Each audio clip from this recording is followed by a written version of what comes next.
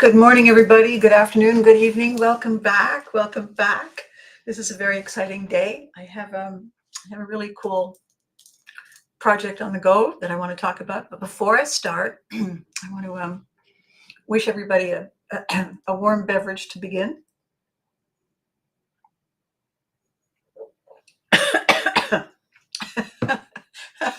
Better if we actually swallow it. So, I wanted to tell you that I got this notice from LinkedIn that quite a few more people are checking out the videos. So thank you guys. Thank you for doing this. It's a big deal for me. It's a big deal for all of us involved in the project, and it's kind of fun to see new faces coming from strange places. So thank you. So, for those of you who are just coming the first time and you're saying, what on earth am I looking at? So, my name is Abby Hagyard, and behind me you can see a costume that I wore on television many years ago. You can see some pictures of Care Bears, and what that tells you is that good morning, Freddie. Good morning, how are you? Care Bears and a mom, kind of confusing. But then over my other shoulder here, we see shoes. And people have often said, what's with the shoes? And I said, well, the fact is that mom never on television showed what kinds of, good morning, Daniel, what kinds of shoes she wore. So I thought it would be kind of fun if you could see what the kinds of shoes that I wear. So this is mom over here and Care Bears over there. And then on this side, this is Abby world, right? So now you get a sense that there's more going on than you might have thought. So today, the question I wanted to ask and answer was, do you always feel one step away from yes? Like just not quite there? And does it feel that somehow it should be there? It should be, by all rights, it should be, but you're just not really ever on the mark? Because it happens a lot. It certainly happens to me half the time. What am I doing?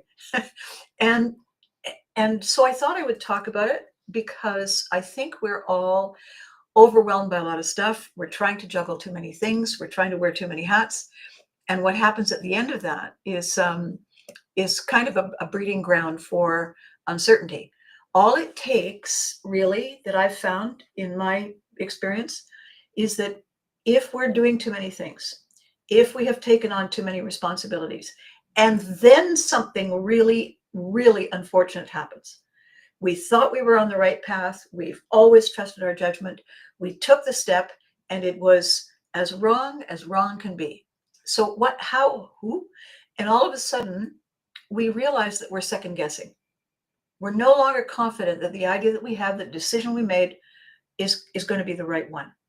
And I've been a freelancer for a very long time, and I rely on my ability to look at a thing, see the pattern, make a decision, and act on it. And all of a sudden, after a couple of really, really nasty, surprising reversals, I found myself not sure I could trust me. And it was terrifying because I'm the only one with me 24/7. If I can't trust me, who who the hell can I trust? So what I did in order to get my confidence back, in order to get rid of that autopilot second guess, I developed this set of questions that I've talked about a lot. And I want to explain that if we use these questions as just a general start from scratch. So I have these little pads that say to do. And when I have an idea and I write the idea down,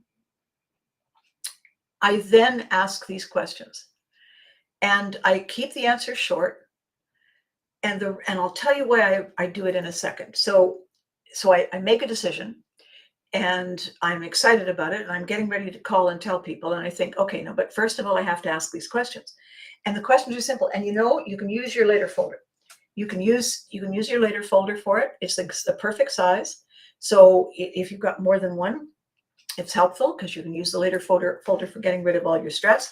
But this is designed also for this checklist. And I'm going to explain to you why the checklist is a really big deal. Okay, so here's the checklist. I have an idea. Right. Question number one, what does it do? a lot of the time we have an idea and we can't really simply and clearly say what it does. So it's a really great practice to try and figure out how to describe what a thing does, brand new idea, what it does in one sentence. And that's a lot harder than it seems. But the more you practice, train to maintain, the more you practice, the closer you get to getting it right. So first question, what does it do? Second question, who is it for? So what does it do? Who is it for? Is it for everybody? No. Is it for left-handed gymnasts? Yes. Perfect. There's your audience, right? The third question is, what does it change? And this is a really important question, because so much of the time we look at the competition and we see how well they're doing with something and we say, well, I could do that. Yeah, but that just means that now we're also doing it, unless we do something different so that the public can get a different option. But if we say, oh, there's a guy with a food truck, that's a really good idea, because look what he's making and selling. I could do that over here. Except that people are mobile and people are on their phones. So if that guy's got a lot of business, or he doesn't have a lot of business, why would you do exactly the same thing? So the question you ask is, my idea, what does it change? What's the status quo now? And what will this change, right? The one after that, the question after that, question number 4, why do we care? Do we really need propellers on our swim flippers? Really? How much more expensive is that? Do we seriously care? No, it's just a novelty. Fine, good to know. And the last question that's so important is, what's in it for me? And the what's in it for me question, the whole point of this, it goes like this. Every single new idea has to have sweat equity involved. We have to do the work to define what it is, to answer all these questions that we give ourselves. And then we actually have to find the finances in order to make the thing real. Once we've done all of that, we have now invested time, we've invested effort, and we've invested some kind of value. We have to know that before we do those investments, what's in it for me? Did I really need a side business? Do I really want to spend an extra 10 hours a week? What about the time I was going to spend with the kids, or I was going to take up crafting, or I really like to play volleyball? Because there's only so many hours in a day, right? So every time we have a new idea and we write it down, if we get in the habit of asking those 5 questions, we understand from a more standing over there objective point of view what the conversation is going to be about our idea. So here's the interesting thing. When you ask and answer these questions, you know why you're doing it. You know what your motivation is. You know what the little light bulb was that made you say, aha. You know how much it's going to require of you, and then automatically add another 33%, right? Because it always takes more. What it's going to require of you. And so therefore, when you ask the last question, what's in it for me? You have a really clear idea of, is it going to work? Is it exciting and new? And does it increase value in some way in everybody's lives? Once you get in the habit of just having those 5 questions, and when you use the folder, if you just write those 5 questions at the top of the page, and then you wait for something to come along, a new idea, you don't necessarily have to write the answers. You can just write the new idea. You have the questions right there. You write down the new idea, you look at it, you look at the questions, and halfway through it, you're going to say, you know what? This is one of those off-the-cuff ideas that everybody has at 1 o'clock in the morning. But I don't know that it's really worth my time, because I don't see good answers. What that gives us is an opportunity to say, never throw out the piece of paper that has the great idea. Never throw it out. Keep a box. But it gives us the opportunity to say, this is a great idea, not for me right now, maybe for somebody else or at some other time. And that way, when somebody says, why are you doing that? Really? Why are you doing that? And people, all kinds of people do that all the time. And we can't really answer it. We thought it was great and we start to try to describe it. And we find that we're confused and we're not really getting it clear. And the person is looking at us like this saying, really? What did you have for supper last night? What did you have for your midnight snack last night? And so we aren't sure anymore. We don't automatically fall in love with our ability to create things out of thin air. Our ability to create things out of thin air is magical. You don't want to stop creating. You always want to have an opportunity, a private place, something that can excite you, even if it's very small, even if it's just something that makes you laugh, makes you feel proud. If that's all it is and it doesn't cost a lot in terms of sweat equity or some kind of finance, go for it. Why not? What are you up to these days? Oh, I've invented blah, blah, blah. No. Really? How does it work? Is anybody buying it? Well, not so far.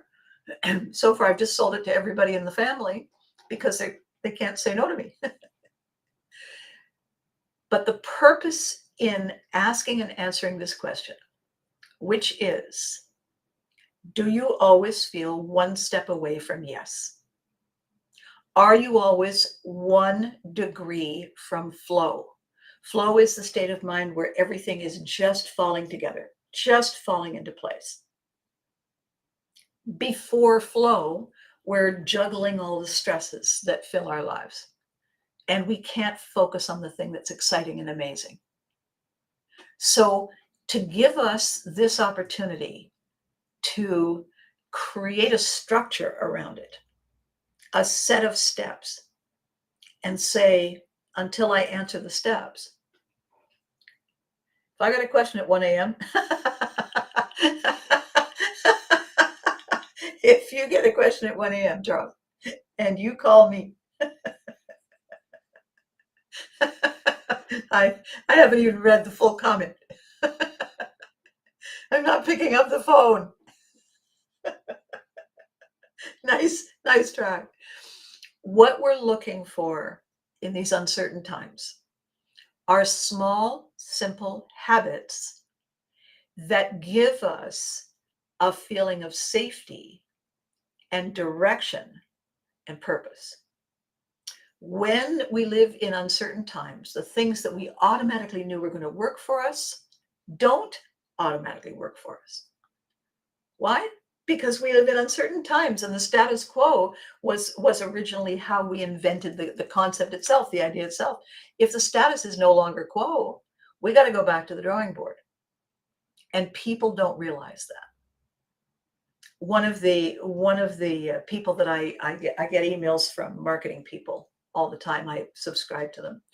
And one of the fellows who writes something every week said that he had started second guessing himself because he was still using the checklist that he had created 5 years ago. And what happened was it was fine for the first 3.5 years. And then all of a sudden, change caught up with him and the list. And he ignored it for a while, saying, no, it's going to be fine. It's going to, it's just growing pains. And it finally took somebody that he cares about who said, how long have you been using this list? And the penny dropped for him. And he realized that he wasn't taking the time to pay attention to how long it's been since the last idea, how long it's been since the last group of people said yay or no, because everything changes. And in the midst of change, we have choices. We can stay hunkered down and hope the change goes away, or the image that I really like to use, you know how surfers, you see them way out in the ocean, and they've paddled way, way, way out before the waves grow. And when they see one that looks promising, they start paddling faster and faster to get behind it, get just behind it. And as the wave momentum builds, they get closer and closer to the crest of the wave. What they're trying to do is find the sweet spot. Because if they have a sweet spot and they're not going to find themselves ahead of the crest and therefore tumbled and jumbled like in the dryer, they're going to be able to ride the crest momentum of the wave much farther than they would have been able to go on their own. Those are people who took a big look. You write it down, go back to bed. Those are people who took a good look at the averages, how many times they got it right, how many times they got it wrong. And when the number was too high on the got it wrong, they realized that they had to go back to the drawing board. What are the benchmarks that I'm using? Whose advice am I following? Am I still reading that how-to book from 10 years back? Because the thing about information on social media, on the internet, is that it comes at us so fast that what we learned from it 2 days ago is stale and overused tomorrow.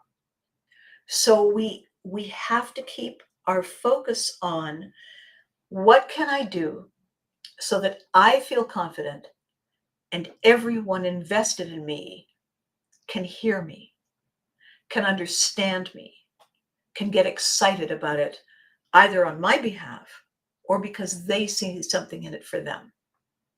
The story about me second guessing, because I always like to include a story that is a real life thing, change the names to protect the guilty. I suddenly, very suddenly, got hit with 3 very bad outcomes career-wise. Bang, bang, bang, within 6 months of each other. And the first one, well, they were all a surprise. The first one really shocked me. And it cost me time, money, reputation, and my sanity, my peace of mind. I was so overwhelmed by the surprise and then the inconvenience of it, the sheer volume of calls and letters and responses to it, none of which were good.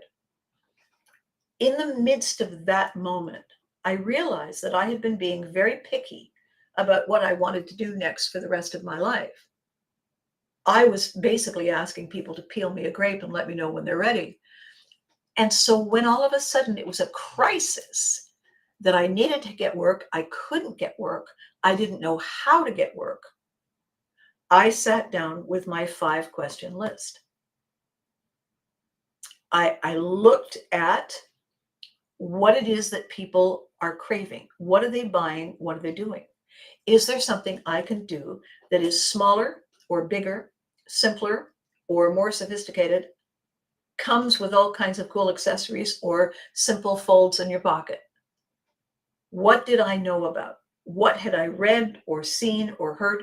What could I take and custom tailor and make that my next venture? Get people excited about me for a different reason. Instead of being excited about Mom, why don't we get excited about my shoes? Why don't we get excited about the fact that I'm doing these videos? Why don't we get excited about the fact that I have 2 things happening in the next month? In July, I am creating and publishing a souvenir book celebrating nostalgia entertainment. And my focus is this sweet little event that takes place in Ottawa, July 20th. It's called Fanatic Con. And it's basically a collectibles show. But like all these shows, there are celebrities, there are cosplayers, and there are the fans. And I am going to say to everybody, it's my 20th anniversary as a publisher. Every year when you come to my booth, we deck you out with feather boas. We have you sign your favorite banner because, of course, you're famous. We have you look at the merchandise that's available. And then we thank you for coming. This time, the picture that we're taking is going to be used in a book that celebrates the 5th year of FanaticCon.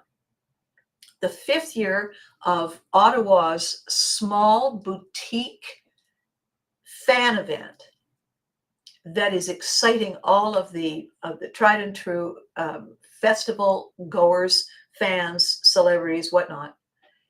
Let's talk to those people.